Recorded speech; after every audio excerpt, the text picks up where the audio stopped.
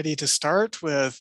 I don't know what number Badger Dairy Insight this is for winter 2022, but this is our final one for the spring session. And then we're going to be regrouping here over spring and summer and planning our next offerings going into later this year into next year.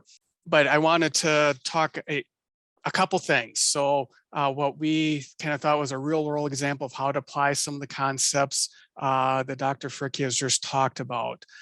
So one of the things many of us in the dairy livestock program, Wisconsin Extension, are interested in is beef on dairy and trying to get more data on that.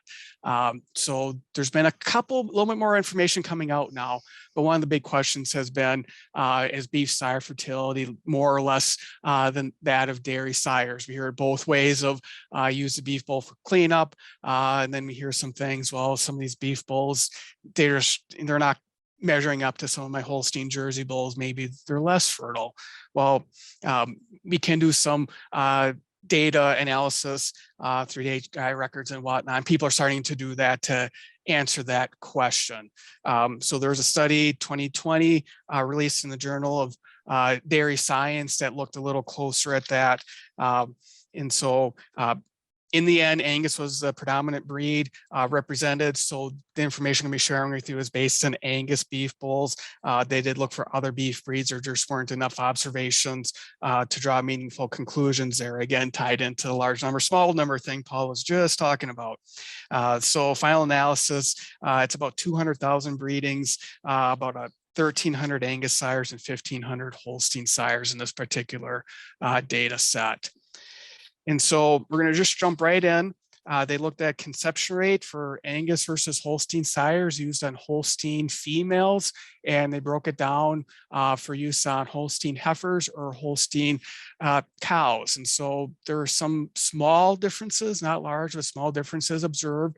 So on cows, Holsteins about half a point advantage in conception rate over the Angus beef bulls, and on Holstein heifers, it was about a 2.5 point conception rate advantage for the Holstein sires over the Angus beef bulls. So debatable real world if that's significant or not. Again, trying to pinpoint some of those small differences. Are we calling 2.5–3% difference in conception rate significant or not? But it was observed, it's there.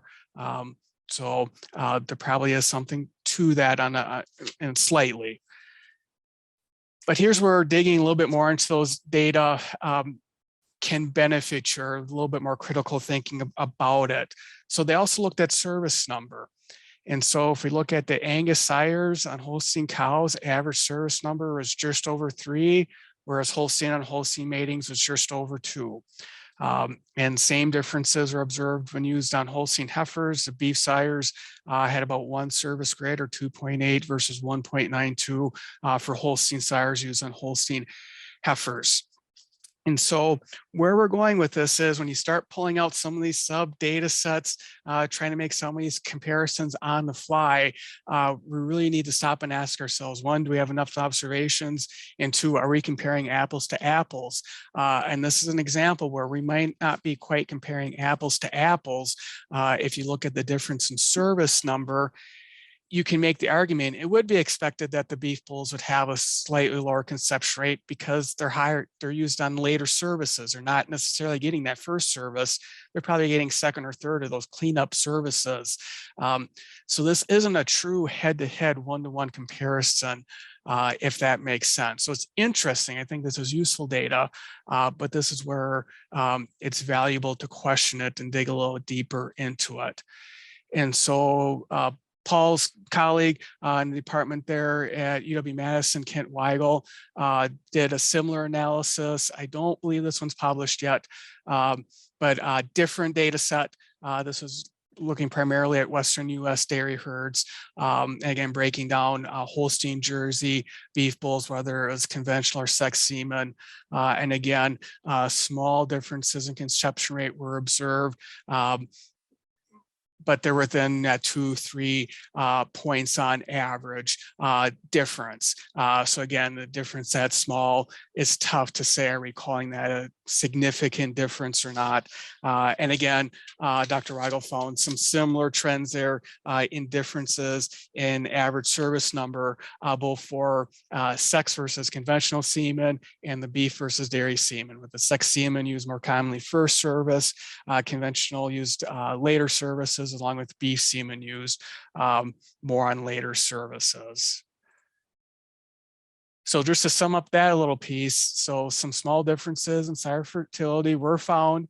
And in the first study, just by the sheer mass of observations they had from that particular data set, that difference on heifers was significant, or at least statistically significant. But again, that greater average service number is observed for the Angus versus the Holstein sires.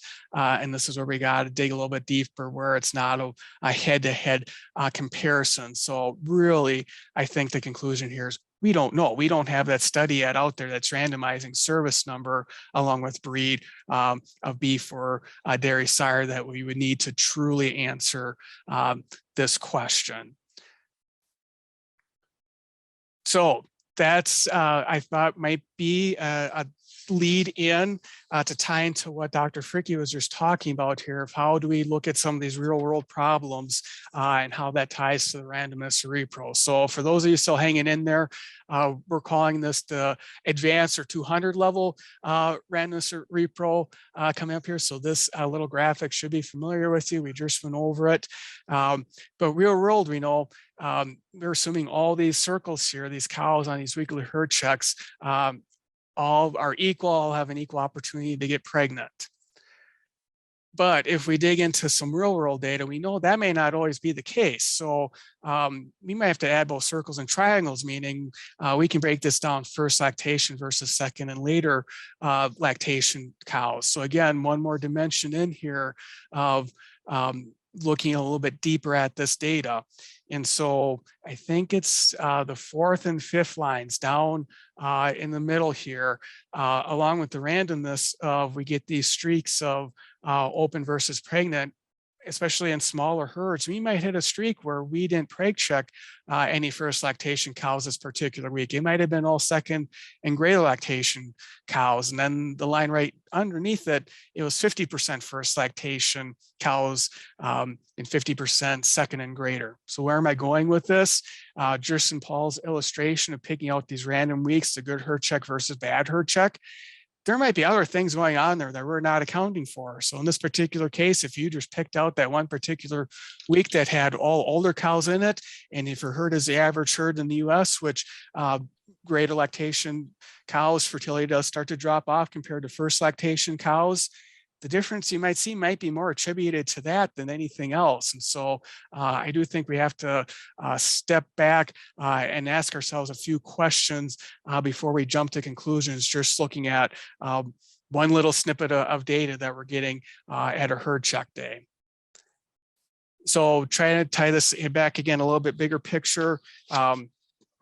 Reproduction is a binomial outcome, not the continuous outcome we're so used to, or continuous data with our milk production, feeding, other variables we're used to monitoring on a dairy on a daily basis.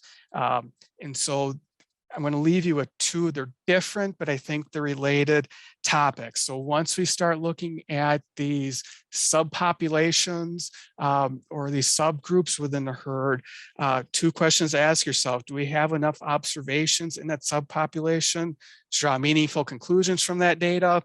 And the second is, are we comparing apples to apples? Are we pulling different variables into play and not accounting for them? So it doesn't mean those comparisons can't be made or shouldn't be made, but I think they require some forethought and caution before we jump to conclusions. So thinking back to my time as one of Paul's students, at that time, there was a lot of herds that were doing the 2 prostaglandins for pre-sync. So they were doing that. They were cherry picking the cows that came into estrus to breed into estrus. The cows they didn't see in estrus rolled over into off-sync. And so farms and even us would get pulled into this, would start comparing what was the fertility to detected estrus versus what was the fertility to off-sync. Again, did we have enough numbers to do that? Some herds, yes, some herds, no. But the bigger issue was we weren't simply comparing fertility to estrus compared to fertility to off-sync, the cows that are non-cycling and out of their cows, the cows we know have poor fertility, were much more likely the ones to get rolled over into that off-sync versus the cows inseminated to estrus. So guess what? In some of those cases, insemination to estrus looked like it had a higher conception rate versus the cows that rolled into off-sync. But subconsciously, or I don't want to say unknowingly, but we weren't making head-to-head comparison there. We are signaling out the poorest fertility cows to roll into off-sync and then go pick on their conception rate. That's not fair. That's not helping you any in making better management decisions. Ryan, I wanted to just make a couple comments on your slides there. I'm familiar with the data set. I think the one was an abstract from the University of Georgia, right, where they looked at those conception rates between beef and sex semen on Holsteins. What they violate, right, is the randomization. You can't randomize. I mean, anytime you work, no farm is going to let me go in and randomize cows to beef for sex semen. They use sex semen on their good cows and beef on their not too good cows. And so it's a hard question to answer, but my student has, we've got a big data set from DRMS, about 9 million breedings. And so what we're going to try to do is to reduce as many variables as possible and look like within first lactation cows at first service, what are the differences in conception rates? And we might come up with some interesting results there.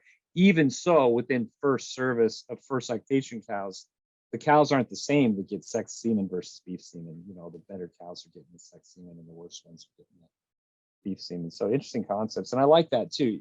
You're exactly right that there's differences in fertility among subpopulations, first lactation cows being one of them, more fertile animals than the other ones. So all this has to be taken into account. So I think you used as an example in one of our early conversations, you know, use a particular sire and that sire seems to have lower conception rate than other sires. Well, but how many units do you really need to use to do that? If it was just one cane, 10 units, yep, it's a small number. And it's a well-known phenomenon. If you look at bulls that are very expensive, like say $50 a straw versus $5 a straw, conception rates for the $50 straw might be better. Well, guess what? They're treated differently. If you have a $50 straw semen in your hand, you're going to stick it into only cows that are your best cows, that are you're sure they're in heat, and very carefully you're going to do that. What animals are you going to put that $5 straw in? Totally different animals. You might, you know, they may or may not be in heat, and so all those things get confounded by all these different variables. Good comment. This concludes our winter version of Badger Dairy Insight. We're going to regroup over the next few weeks and start planning for our next series. But with that, thank you for joining us today and throughout the winter.